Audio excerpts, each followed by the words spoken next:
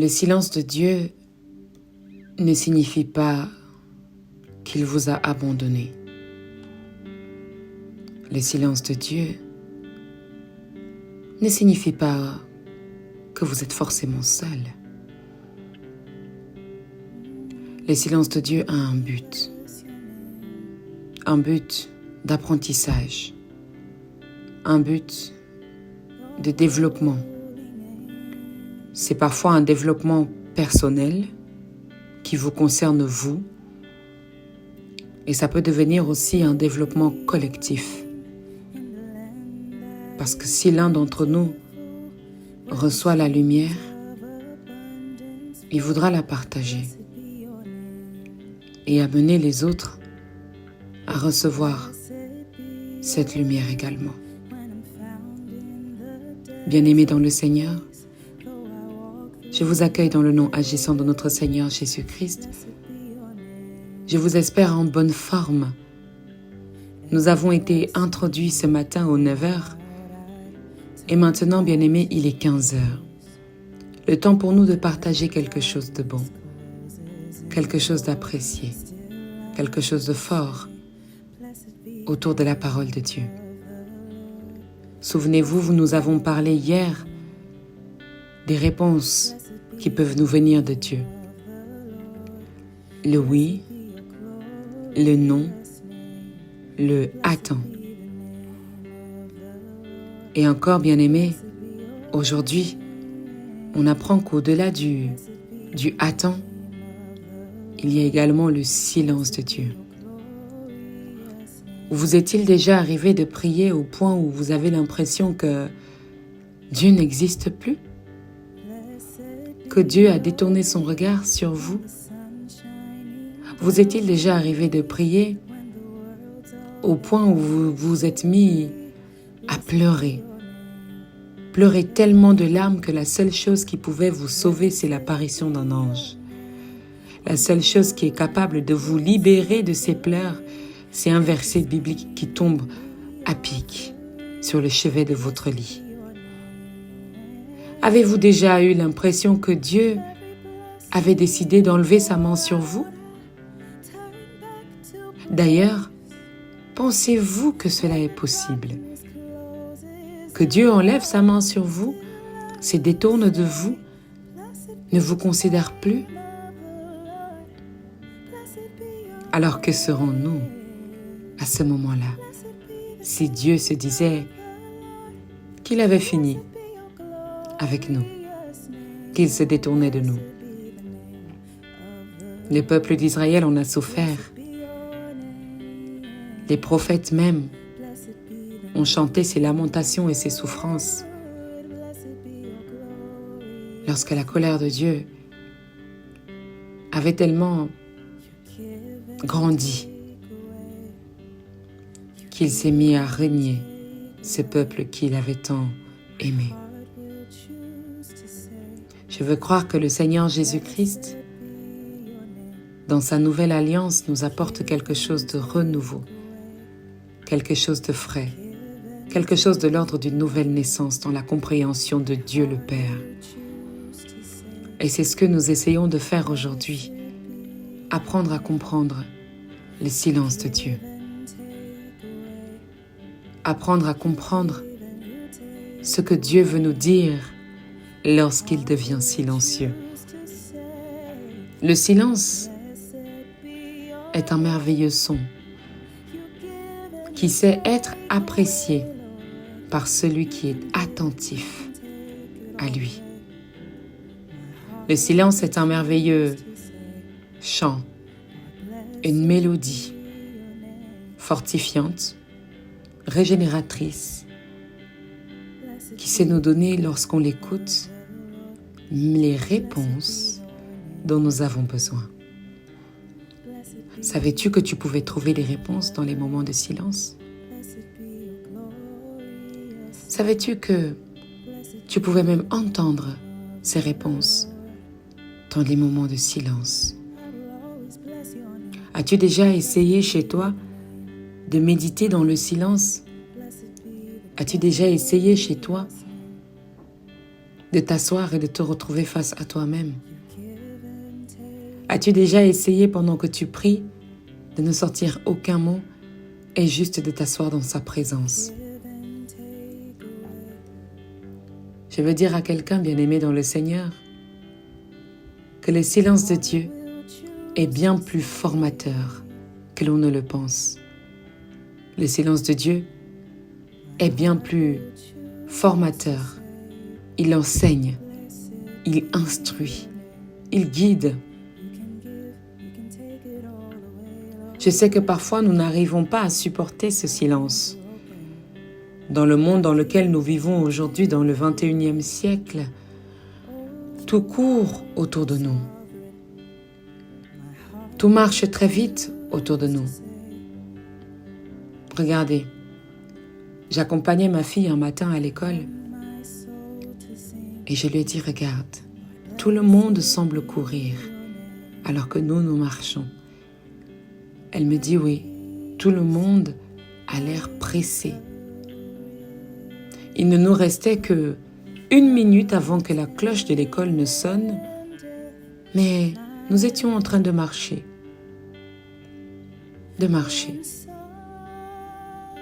Et ce court moment, qui avait l'air court comme ça, a impacté ma journée. Où je me suis dit, mais tout autour de nous semble courir. Tout autour de nous fait énormément de bruit. Regardez, même les ministères de Dieu, même l'œuvre de Dieu doit faire de la publicité. Sinon, il n'y a pas de chrétiens. Sinon, il n'y a pas de fidèles.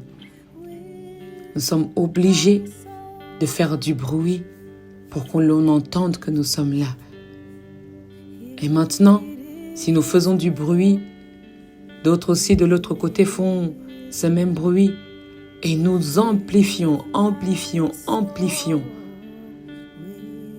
ce bruit qui fait que beaucoup sont perdus. Trop d'informations, trop peu de silence, trop peu de temps, juste dans sa présence.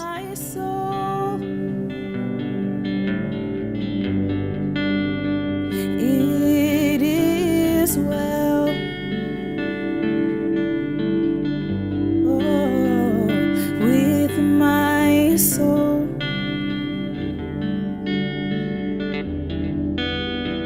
It is well. It is well with my soul.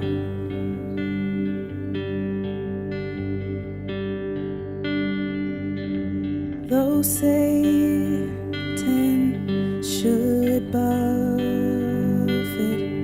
though trials should come, let this blessed assurance control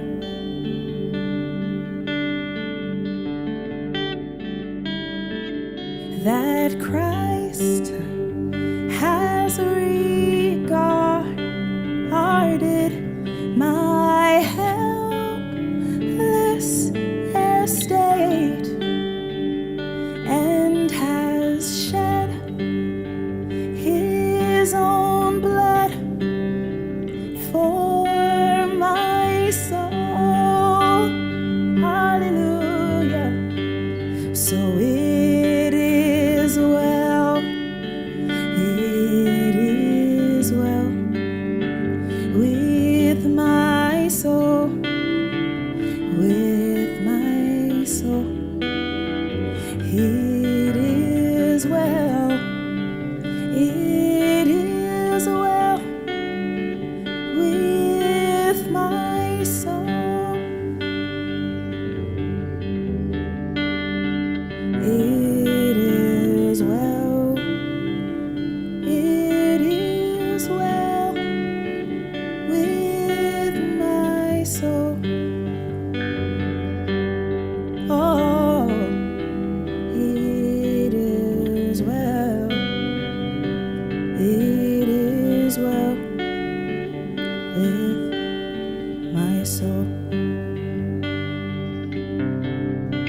Je nous invite maintenant à invoquer le Saint-Esprit de Dieu dans ce temps de partage.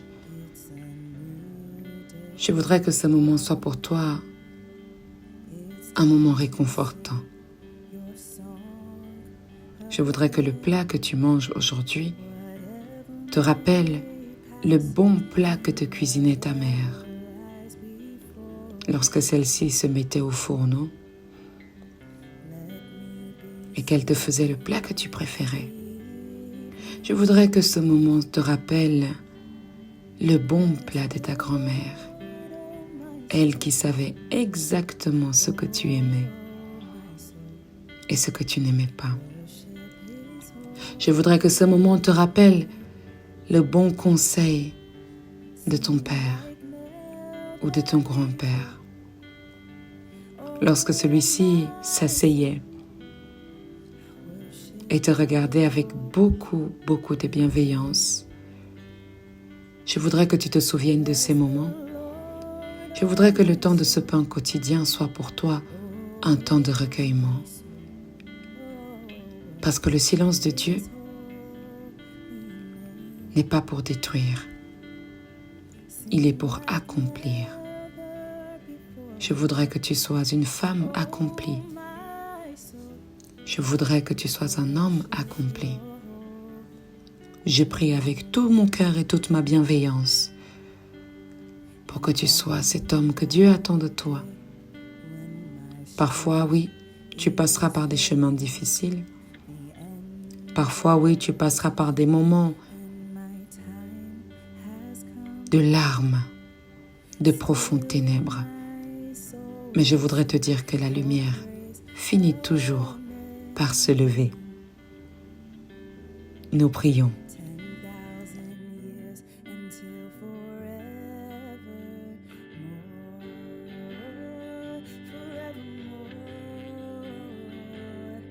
So bless the Lord, oh my soul, oh my soul.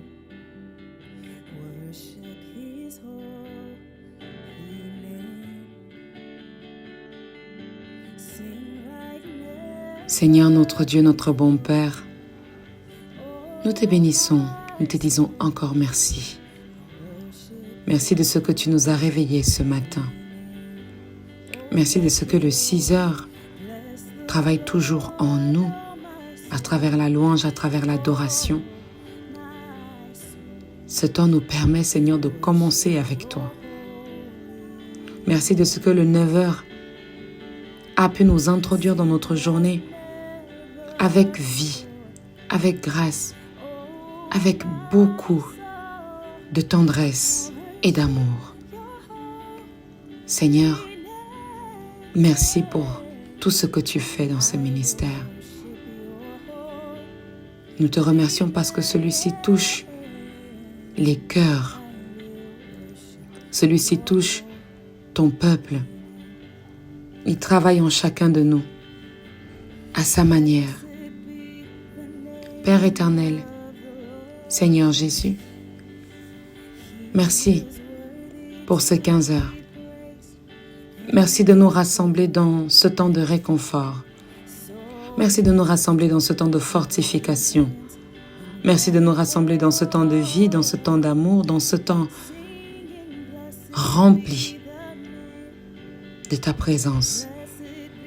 Envoie sur nous ton Saint-Esprit, l'Esprit Saint de révélation, de vérité, de consolation.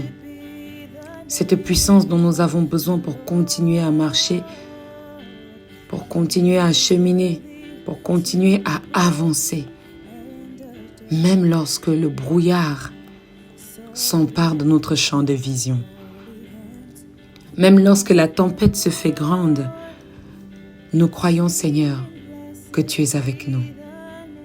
Éternel, notre Dieu, notre bon Père, mets-nous dans une disposition parfaite et convenable pour te prier.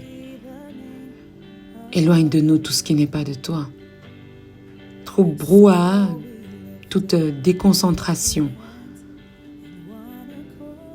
Donne-nous de te recevoir aujourd'hui en esprit et en vérité. Merci pour tout ce que tu fais pour nous. Merci pour ton saint nom qui agit en nous aujourd'hui, qui visite nos maisons et fortifie nos cœurs. Sois avec nous et nous de même avec toi. Au nom de Jésus-Christ, nous t'avons invoqué. Amen. Bien-aimé dans le Seigneur, je voudrais que tu te rappelles du jour où tu as senti que Dieu t'avait confié une mission. Du jour où tu as senti que Dieu te parlait. C'est peut-être au moment de ta consécration, c'est peut-être au moment d'un rêve, d'un songe, d'une vision, peut-être même un accident que tu as eu et tu as senti que c'est la main de Dieu qui t'a protégé, qui a veillé sur toi. Et peut-être à un moment de ta vie où tu as été terriblement malade. Et là, tu l'as rencontré. Et peut-être même tu étais simplement en train de marcher dans un champ. Le soleil était flamboyant. L'horizon était beau à voir. Et tu as rencontré Dieu à ce moment-là.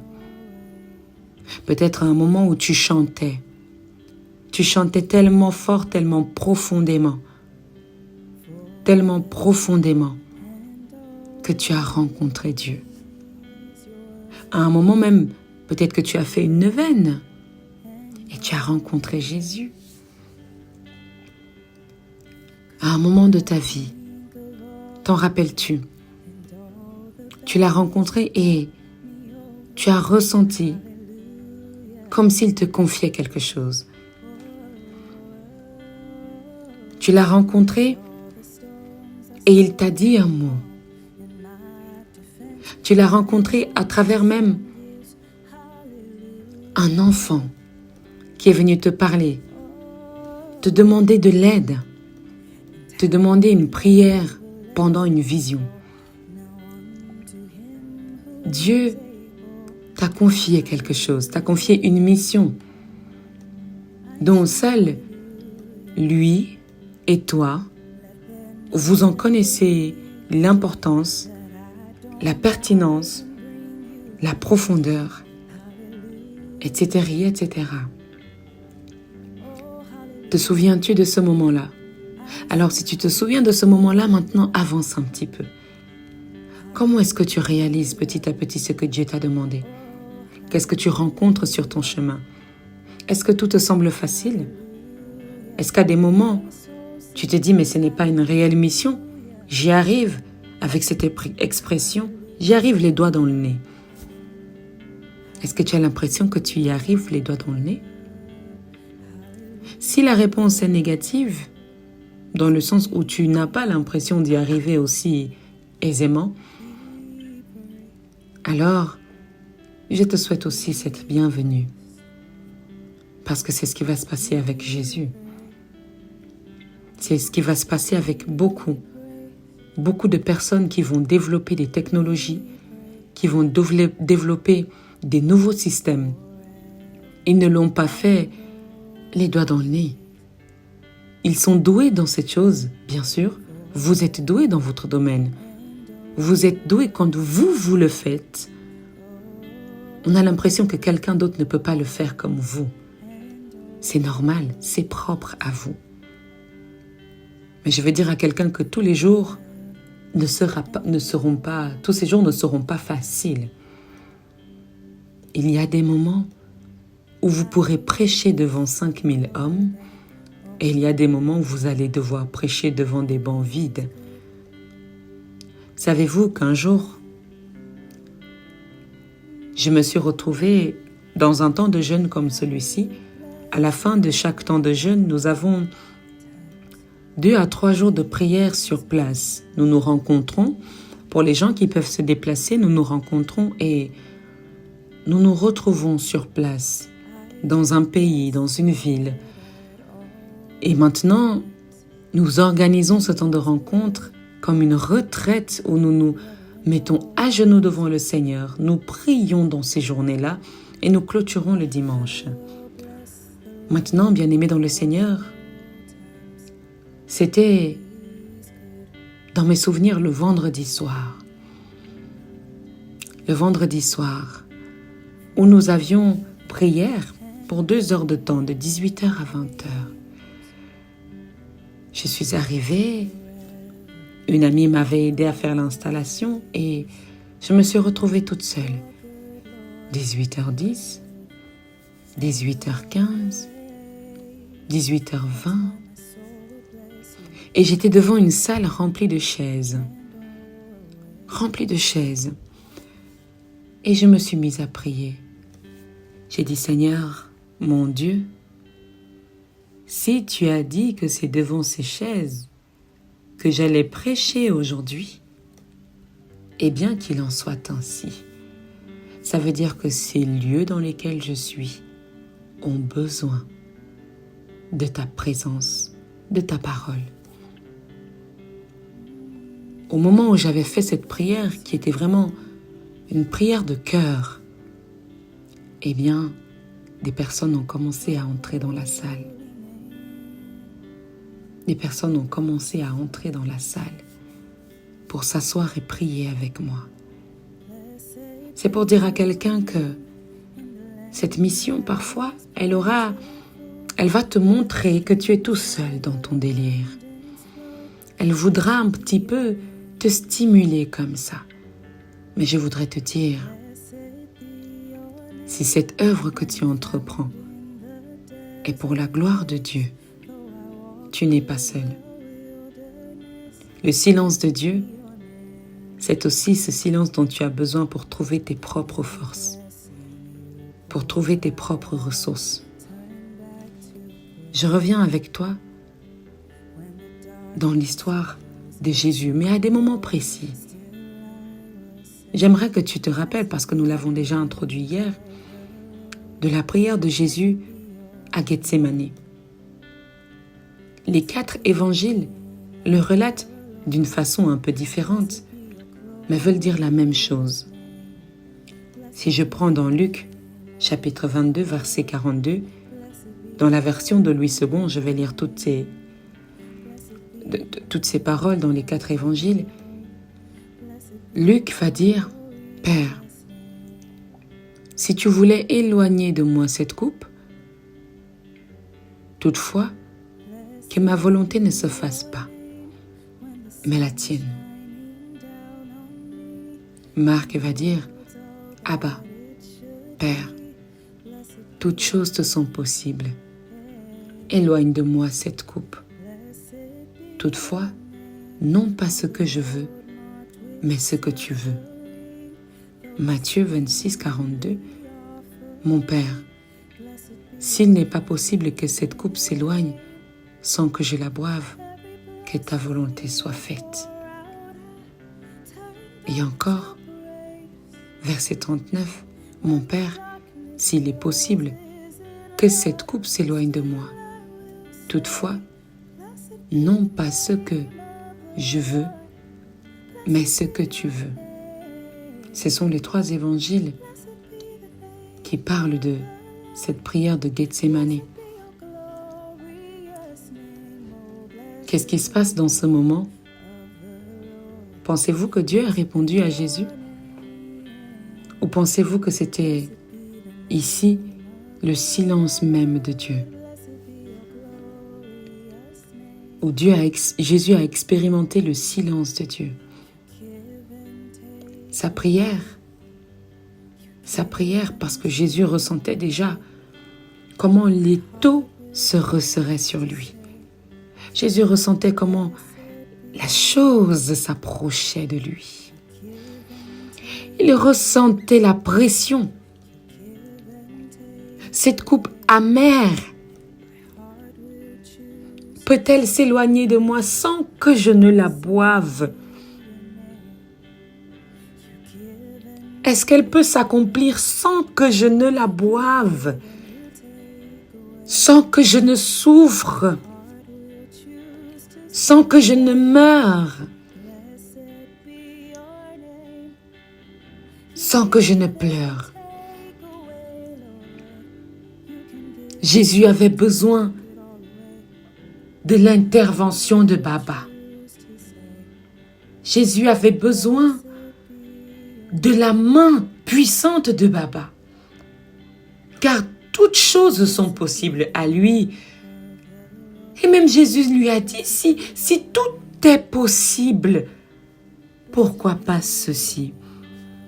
Pourquoi pas ce que je m'engage là à vivre? Est-il possible que cette coupe s'éloigne? Est-il possible que cette coupe s'éloigne de moi? Jésus se ressaisit. Il répondit à lui-même. Toutefois, non pas ce que je veux, mais ce que tu veux.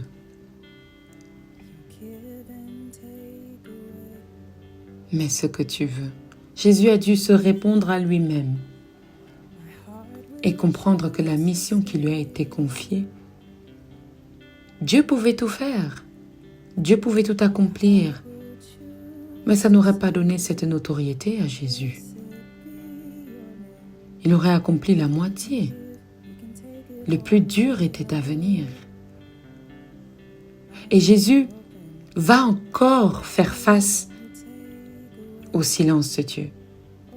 Regardez le nombre de miracles que Jésus a fait. Dieu a toujours répondu. Et Jésus a dit à son Dieu, Père, je sais que tu m'exauces toujours. J'ai parlé ainsi parce qu'il y avait du monde, il y avait de la foule. Mais tu m'exauces toujours. Et ce moment-ci, lorsqu'il a été à Gethsémane, Dieu ne l'a pas exaucé. Ce n'est pas parce que Dieu ne voulait pas. C'est parce que Dieu est Dieu. Et il a un but à accomplir dans sa mission. Ce but, ce n'est pas pour que tu sois humilié. Ce but est pour que tu sois grand toi-même. Que tu sois grand de toi-même. Que tu sois humble. Souvenez-vous avec moi dans 1 Samuel chapitre 2, le chant, le cantique de Anne, qui va élever les humbles. Dieu est pour que tu sois élevé. Il a un grand témoignage à te donner. Son silence n'est pas pour ta mort. Ne pense pas que le silence de Dieu est pour ta mort. Ne pense pas que le silence de Dieu est pour ta perdition. Le silence de Dieu est pour que toi-même, tu puisses trouver aussi en toi la force qu'il te donne pour que tu puisses avancer, pour que ta vie avance. Est-ce que quelqu'un me comprend? Est-ce que quelqu'un m'écoute aujourd'hui? Je voudrais te dire que dans le silence de Dieu, une force peut jaillir. Une force peut jaillir pour que tu puisses continuer d'avancer. Le Seigneur Jésus, lorsque le moment de la coupe amère était donc venu, vous vous rappelez peut-être, il a prononcé ces 7 paroles sur la croix. Il dit dans l'évangile de Luc, « Père, pardonne-leur car ils ne savent pas ce qu'ils font. » Il prie pour nous. Dans ce moment où Jésus est en train de vivre la plus grande difficulté de sa vie, il prie pour nous. Oh, je vous parle, quelque chose d'impressionnant se passe. J'aimerais que tu te souviennes également, dans ces moments difficiles de ta vie, fais l'expérience d'intercéder pour quelqu'un d'autre que toi. Fais l'expérience d'intercéder pour quelqu'un d'autre que toi. Pendant que c'est difficile, tu as envie de pleurer, tu suffoques, tu trembles. Tu dis, Seigneur, souviens-toi de telle personne. Souviens-toi de certaines blessures que d'autres vivent plus douloureuses que les miennes. Il parla encore au brigand qui était crucifié à côté de lui et qui se repentait. Il répondit à celui-ci, « Je te le dis en vérité, aujourd'hui tu seras avec moi dans le paradis. » Il exauce le vœu de quelqu'un. Dieu ne lui répond pas. Il prend donc ses initiatives de continuer à faire du bien jusqu'au dernier souffle de sa vie. J'aimerais te dire que le silence de Dieu ne doit pas être un motif pour toi d'arrêter de faire le bien que tu faisais. Le silence de Dieu n'est pas un motif pour toi pour que tu abandonnes le travail, pour que tu abandonnes l'œuvre. Vous savez, à des moments bien aimés, je me disais, moi aussi j'aimerais bien être comme ces prophètes, ces prophétesses qui sont dont tu as l'impression qu'elles volent même. Et j'ai reçu cette parole où le Seigneur me demandait de continuer d'avancer. De simples paroles. Tu te dis, pourquoi c'est pas un ange qui est venu me dire ça? J'aurais dû le recevoir dans la prière, j'aurais dû le recevoir en songe. Et pendant que tu es juste là, assis, le Seigneur te dit, continue d'avancer. Est-ce que je peux te dire cette parole aujourd'hui? Continue de faire le bien que tu faisais. Qu'aucune femme, aucun homme qui t'a fait du mal ne te rende fou, ne te rende folle.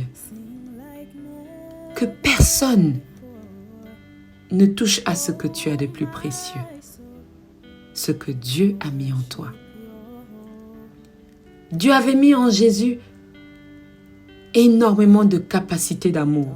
Je crois que Jésus était composé d'une majeure partie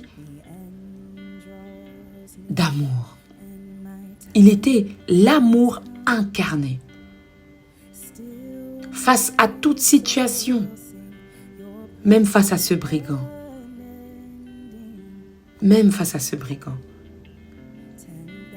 tes enfants ont besoin d'amour. Ne te dis jamais que je te donne assez d'amour. Regardez, parfois je m'étonne de mademoiselle qui, lorsqu'on est toute seule, toutes les deux à la maison, elle a besoin d'amour, elle a besoin d'attention. Mais lorsqu'on arrive encore à l'extérieur, qu'il y a les autres, elle demande encore 2 fois plus d'amour que quand on n'est rien que toutes les deux. Je voudrais dire qu'il n'y a jamais assez d'amour que tu leur donnes, petits ou grands enfants. Appelle-les, même si certains nous font du mal, certains nous rendent le mal pour le bien. Que cela n'éteigne pas l'amour que tu sais avoir et être. Il va dire encore des paroles à Jean, dans l'évangile même de Jean, au sujet de la famille. Mais j'aime, concernant le thème d'aujourd'hui, surtout vous partager ce cri de l'abandon où Jésus va crier « Mon Dieu, pourquoi m'as-tu abandonné ?» Le silence de Dieu peut paraître tellement fort que nous nous sentons abandonnés. Nous nous sentons délaissés face à cette situation. Tu vis un divorce en ce moment, tu te dis, Seigneur, tu m'as délaissé. Seigneur, tu m'as abandonné. Je suis en train de mourir. Je suis en train de partir. Je ne te parle pas des gens qui vivent aisément leur vie et qui sont des, je dirais comment, des types s'en foutent un peu. Aujourd'hui ça marche, demain ça marche pas. Ils sont capables de changer de partenaire comme bon leur semble. Je te parle de toi qui fais des efforts. Tu fais des efforts d'être un homme bien, d'être une femme bien, de travailler sur toi, de ne pas répéter les péchés que tu as commis, mais qui traversent des moments où tu as l'impression que Dieu t'abandonne. Dieu n'a pas abandonné Jésus. Ce silence avait pour but que Jésus aille jusqu'au bout. Qu'il soit touché dans la profondeur de son cœur. Jésus s'est retourné, a tourné le regard vers son Père. Et il ne voyait plus son Père, il avait l'impression d'être seul. Tout comme un enfant peut être en train de courir dans l'assurance que son Père est derrière, son Père est derrière. Mais il arrive à une distance où son parent n'est plus là. La peur le prend. Les larmes, la solitude, la mort. Mais je voudrais que tu saches que cette mission que Dieu t'a confiée, dans les moments où il te paraîtra silencieux, souviens-toi de ce jour du pain quotidien. Écoute-le comme un conseil d'un grand-père, comme une fortification d'une grand-mère, d'une mère, d'une amie, d'une sœur. Lorsque Jésus a compris le silence de Dieu, il a proclamé tout est accompli. Quand tu comprends le silence de Dieu, tu comprends que c'est pour l'accomplissement de son œuvre en toi. Dieu travaille à petite, moyenne et grande échelle.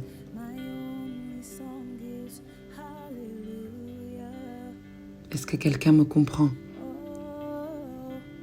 Lorsque tout s'accomplit, lorsque tu comprends que le silence de Dieu est pour l'accomplissement de ta personne, l'accomplissement de ta personne, le Seigneur regarde les choix que tu vas faire. Le Seigneur regarde les décisions que tu vas prendre. Le Seigneur regarde le comportement que tu vas adopter. Je suis ici uniquement pour tailler l'herbe de ta haie, de ton palais, afin que celui-ci paraisse beau et flamboie de toute sa splendeur. Le silence de Dieu n'est pas pour que tu abandonnes, c'est pour que tu continues. Tu dois grandir, tu dois mûrir, tu dois devenir et tu dois accomplir. Si Dieu était là pour tout te dire, tout faire, tu serais trop dépendant. Je voudrais que tu passes du temps, oui, dans sa présence et que l'autre partie du temps, tu passes dans sa confiance. Tu as des choses grandes comme le monde à créer, à construire, à bâtir. Je prie que le silence de Dieu t'enseigne.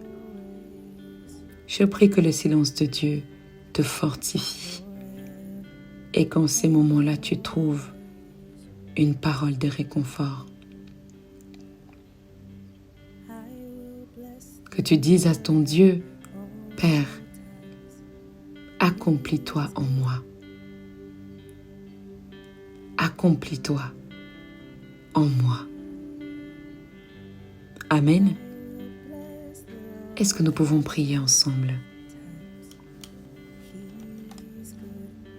Seigneur notre Dieu, notre bon Père,